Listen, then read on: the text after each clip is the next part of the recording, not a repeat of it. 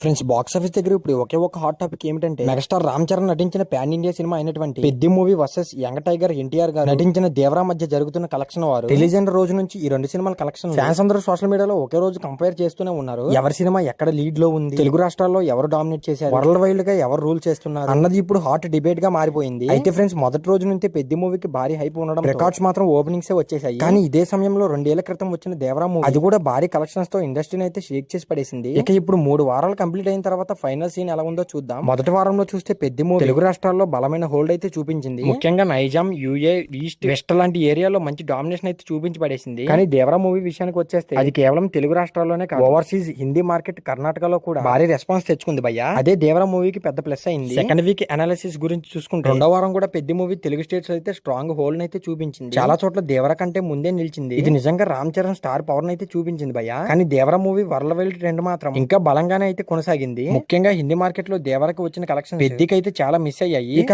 అసలు ట్విస్ట్ మాత్రం 3వ వారంలోనే వచ్చింది ఫ్రెండ్స్. దసరా హాలిడేస్ రావడంతో దేవరా మూవీకి మళ్ళీ మంచి పుష్ అయితే ఇచ్చింది. దీంతో తెలుగు రాష్ట్రాల్లో షేర్ పరంగా అయితే దేవరా మూవీ అయితే ముందుంది. గ్రాస్ పరంగా మాత్రం పెద్ది మాత్రం కొంచెం లీడ్ చూపించింది. ఎందుకంటే పెద్ది మూవీ టికెట్స్ కొంచెం ఎక్కువ రేటు ఉండడం వల్ల గ్రాస్ ఫిగర్స్ అయితే బూస్ట్ చూపించాయనే చెప్పుకోవచ్చు భయ్య. Devara 21 days collections break down చూసుకుంటే నైజాంలో 61.13 కోట్ల షేరు, సీడెడ్ లో 30 కోట్లు, యూఏలో 17.73 కోట్లు, గుంటూరు మరియు కృష్ణలో 22 కోట్లు, నెల్లూరులో ఏకంగా 7 కోట్ల పైగా వచ్చాయి. మొత్తంగా తెలుగు రాష్ట్రాల్లో చూసుకుంటే 156.63 కోట్లు అయితే షేర్ సాధించింది భయ్య. ఇక కర్ణాటకలో 18 కోట్లు, హిందీలో 33 కోట్లు, ఓవర్సీస్ లో 35.95 కోట్లు. టోటల్ వరల్డ్ వైడ్ గా దేవరా మూవీ 249 కోట్ల షేరు, దాదాపు 434 కోట్ల రంతా అయితే భారీ విజయాన్ని అయితే సాధించింది. ఇది చిన్న విషయం మాత్రం కాదు ఫ్రెండ్స్, ఇది నిజంగా మాస్ డామినేషన్ అని చెప్పుకోవచ్చు. ఇక Peddi movie 21 days collections break down చూసుకుంటే నైజాం లో మాత్రం 54 కోట్లు, సీడెడ్ లో 21 కోట్లు, యూఏ లో 22.80 కోట్లు, ఈస్ట్ లో మాత్రం 12.48 కోట్లు, వెస్ట్ లో 9 కోట్లు, గుంటూరు మరియు కృష్ణాలో కలిపితే 22 కోట్ల వరకు వచ్చాయి. మొత్తం తెలుగు రాష్ట్రాల్లో 148 కోట్ల షేర్ అయితే రాబట్టింది భయ్య. కర్ణాటకలో 16 కోట్లు,